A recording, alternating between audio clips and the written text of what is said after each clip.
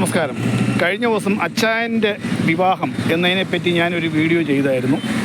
Video ചെയ്യേണ്ടി വന്നത് അദ്ദേഹം പ്രായം കൂടിയ മനുഷ്യനും ആ സ്ത്രീക്ക് പ്രായക്കുറവും ആയതുകൊണ്ടാണ്. തന്നെയല്ല, എനിക്ക് ആ വീഡിയോ ചെയ്യാൻ വലിയ താല്പര്യമൊന്നുമില്ല. അതിനകത്ത് പ്രചോദനം എന്നാന്ന് ചോദിച്ചു കഴിഞ്ഞാൽ അദ്ദേഹം കല്യാണം കഴിഞ്ഞ് ലേഖകരോട് ചോദിച്ച ചോദ്യത്തിന് പറഞ്ഞ മറുപടിയാണ് എനിക്ക് അങ്ങനെ ഒരു വീഡിയോ ചെയ്യാൻ പ്രചോദനമായത്. വെറും 1000 രൂപ ഉണ്ടെങ്കിൽ അമ്പലത്തിൽ പോയി കല്യാണം കഴിച്ച് മടങ്ങാം എന്നായിരുന്നു അദ്ദേഹം പറഞ്ഞത്. അപ്പോൾ അതിനെ ചൂണ്ടിക്കാണിച്ചാൽ അതിനെ പിന്നാമ്പുറത്തെ ചൂണ്ടിക്കാണിച്ചാണ് ഞാൻ കഴിഞ്ഞ ദിവസം ഒരു വീഡിയോ ചെയ്തത്. എന്നാൽ എനിക്ക് അദ്ദേഹത്തിൻ്റെ ആ വിവാഹ ദിവസത്തെ ആ ക്ഷേത്രങ്ങളിൽ ആ ശൈലിയും ആ പേക്കൂത്തൊക്കെ കണ്ടപ്പോൾ ചെറിയ സംശയം ഉണ്ടായിരുന്നു. കാരണം ഇതിലെന്തോ ഒരു ചുറ്റിക്കളിയുണ്ട് എന്ന്. പക്ഷേ വ്യക്തമായ തെളിവുകളില്ലാത്തതുകൊണ്ട് നമുക്ക് അതിനെപ്പറ്റി ഒന്നും അവിടെ ചൂണ്ടിക്കാണിക്കാനായില്ല.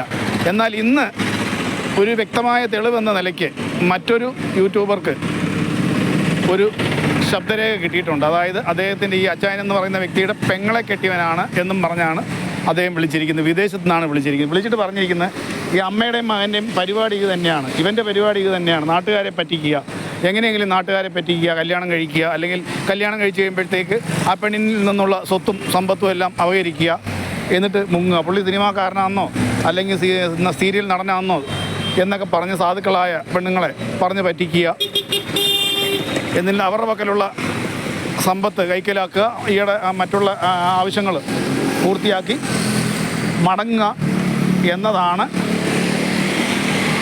ഇന്ന് അറിയാൻ സാധിച്ചത്. ഇത് ഞാൻ മാത്രമല്ല, ധാരാളം വ്യക്തികൾ കണ്ടിട്ടുണ്ടാവും. എന്തായാലും ഈ മനുഷ്യനെ പറ്റിയുള്ള ഈ ഇത്തരം വിവരങ്ങളൊന്നും ഞാൻ സംശയിച്ചു, അദ്ദേഹത്തിൻ്റെ ശൈലിയിലൂടെ ഞാൻ സംശയിച്ചു. പക്ഷേ ഇപ്പം എനിക്ക് അത് ഉറപ്പായി, സംഭവം അത് തന്നെയാണ്, നമ്മൾ മനസ്സിൽ കണ്ടത് തന്നെയാണ്. പക്ഷേ അന്ന് ഞാൻ അതിനെപ്പറ്റി ഒന്നും പറയാതിരുന്നത് എന്നാന്ന് വെച്ച് കഴിഞ്ഞാൽ വ്യക്തമായ തെളിവുകളില്ല. നമുക്ക് ആരെയും യാതൊന്നും പറയാനാവില്ല. എന്തെങ്കിലും ഒരു തെളിവുകൾ അടിസ്ഥാനത്തിലേ നമുക്ക് പറയാൻ പറ്റുകയുള്ളൂ.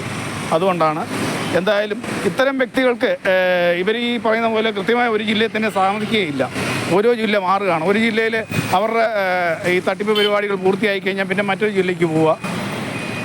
അത്യാവശ്യം ഇവർക്ക് ക്വാളിഫിക്കേഷനുണ്ട്. മറ്റുള്ളവരോട് എങ്ങനെ സംസാരിക്കണം, എങ്ങനെ അവരെ കീഴ്പ്പെടുത്തണം, എനിക്ക് തോന്നുന്നു ചെപ്പടി വിദ്യയോ മറ്റോ ഇവർക്കുണ്ടെന്ന് തോന്നുന്നു. എങ്ങനെയെങ്കിലും ഇവരുടെ സബ്സ്ക്രൈബറെ കീഴ്പ്പെടുത്തി അവരോട് അമ്മയ്ക്ക് സുഖമില്ല, അച്ഛന് സുഖമില്ല, ഞങ്ങളെ സഹായിക്കൂ, അയ്യോ ബില്ലടയ്ക്കാൻ കാശില്ല എന്നൊക്കെ പറഞ്ഞ് കരയുക. അത് കേട്ട് കുറേ സബ്സ്ക്രൈബേഴ്സ് കുറേ സാമ്പത്തിക സഹായം ചെയ്യുക. ആ സാമ്പത്തിക സഹായം വെച്ച് ഇവർ എൻജോയ് ചെയ്യുക.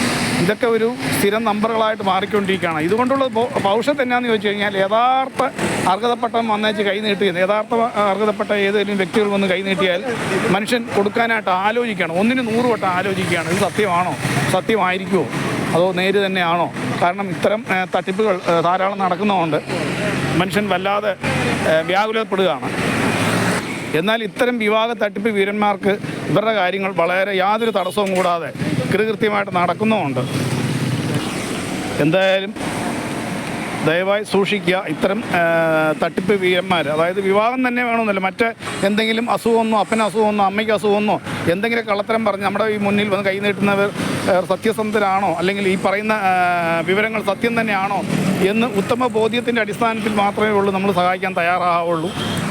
അതുപോലെ പാവപ്പെട്ട പെണ്ണുങ്ങളെ കെട്ടിക്കോളാമെന്നും പറഞ്ഞ് ഇച്ചിരി സാമ്പത്തിക ഭദ്രതയുള്ളവർ വന്നാലും അവരുടെ ചുറ്റുപാട് നമ്മൾ ശരി തന്നെയാണോ എന്ന് നമ്മൾ അന്വേഷിക്കണം, പൂർണ്ണമായിട്ടും അന്വേഷിക്കണം. കാരണം വാടക വീടും വാടക കാറും ഒക്കെ ഇപ്പോൾ കിട്ടുന്ന കാലങ്ങളാണ്. അപ്പനും അമ്മയും ഒഴികെ ബാക്കി എല്ലാ സാധനങ്ങളും വാടക കിട്ടുന്നൊരു കാലഘട്ടത്തിലൂടെയാണ് നമ്മൾ ജീവിച്ചുകൊണ്ടിരിക്കുന്നത്. അപ്പം ഇതുവർ ഇത്തരം സംഭവങ്ങളെല്ലാം ഏർപ്പാടാക്കി സെറ്റ് ചെയ്ത് വെച്ചുകൊണ്ട് ഞങ്ങൾക്കൊരു ജോലിയുണ്ട്, അല്ലെങ്കിൽ ഞങ്ങൾക്കൊരു ബിസിനസ്സാണ് എന്നൊക്കെ കാണിച്ച്, അത്യാവശ്യ സാമ്പത്തിക ഭദ്രതയിൽ ജീവിക്കുന്നവരാണ് എന്ന് കാണിച്ച് മകളുടെ ജീവിതം ഇനി അങ്ങോട്ട് സുരക്ഷിതമായിരിക്കും, തുടർന്ന് പഠിക്കാനാണെങ്കിൽ ഞങ്ങളുടെ ഭാഗത്തുനിന്ന് എല്ലാ സഹകരണവും ഞങ്ങൾ ചെയ്യും, അവളുടെ പഠിത്തത്തിന് ഞങ്ങൾ യാതൊരു തടസ്സവും ഉണ്ടാവില്ല എന്നൊക്കെ പറഞ്ഞ് നമ്മളെ പറഞ്ഞ് പറ്റിച്ച് വിവാഹം കഴിക്കാൻ വരുന്ന കേസുകളൊക്കെ ആണെങ്കിൽ ദയവായി മാതാപിതാക്കൾ 100% അന്വേഷിച്ച് ബോധ്യപ്പെട്ട് ശേഷം മാത്രമേ ഉള്ളൂ. മാതാപിതാക്കളായാലും കൊള്ളാം, ഈ കല്യാണം കഴിക്കാൻ ഒരുങ്ങി നിൽക്കുന്ന പെൺകുട്ടികളാണെങ്കിലും കൊള്ളാം, അന്വേഷിച്ച് ബോധ്യപ്പെട്ട ശേഷം മാത്രമേ ഉള്ളൂ അതിന് തയ്യാറാകാവുള്ളൂ. ഇനിയിപ്പോൾ നിങ്ങൾക്ക് അന്വേഷിക്കാൻ ബുദ്ധിമുട്ടാണെങ്കിൽ തൊട്ടടുത്ത പോലീസ് സ്റ്റേഷനിൽ എന്തെങ്കിലും കാണാതെ സ്റ്റേഷനിൽ ചെന്നേച്ച് ഈ വിവരങ്ങളെല്ലാം പറഞ്ഞ് ഇങ്ങനെ ഒരു ആലോചന വന്നിട്ടുണ്ട്, ഞങ്ങൾ നോക്കിയിട്ട് ഞങ്ങളുമായിട്ട് യാതൊരു മുൻപരിചയവും ഇല്ല, ഇടനിലക്കാരും ഒന്നുമില്ല, അല്ലാതെയുള്ള പരിചയത്തിൻ്റെ അടിസ്ഥാനത്തിൽ വന്ന കേസാണ്, ഇതിനെപ്പറ്റി ഞങ്ങൾക്കൊന്ന് ഒന്ന് അന്വേഷിച്ചറിയാം, ബാക്ക്ഗ്രൗണ്ട് ഒന്ന് അന്വേഷിച്ചറിയണമെന്നുണ്ട് എന്നും പറഞ്ഞ് പോലീസിൽ കൊണ്ട് കടലാസ് കൊടുത്താലും പോലീസുകാർ 2 ദിവസത്തിനകം അതിൻ്റെ സത്യാവസ്ഥ അന്വേഷിച്ച് കറക്റ്റ് കാര്യങ്ങൾ പറയും. ഇദ്ദേഹം ബിസിനസ് ചെയ്യുന്നവനാണോ, അല്ലെങ്കിൽ ഇദ്ദേഹത്തിൻ്റെ തന്നെയാണോ ഈ വീട്, അല്ലെങ്കിൽ ഇദ്ദേഹത്തിൻ്റെ തന്നെയാണോ കാറ്, ഇദ്ദേഹത്തിൻ്റെ എന്താണ് ബിസിനസ് എന്നുള്ള ഹിസ്റ്ററിയൊക്കെ ഏകദേശമൊക്കെ അവർ 2-3 ദിവസത്തിനകം അന്വേഷിച്ച് പറയും.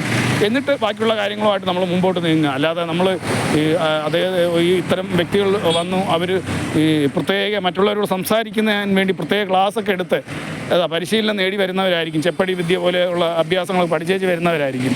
അത് നമുക്കറിയാനൊക്കെയല്ല. ഇവർ ഏത് രീതിയിലാണ് നമ്മളെ വശപ്പെടുത്തുന്ന അല്ലെങ്കിൽ നമ്മളെ കീഴ്പ്പെടുത്തുന്നതൊന്നും നമുക്കറിയത്തില്ല.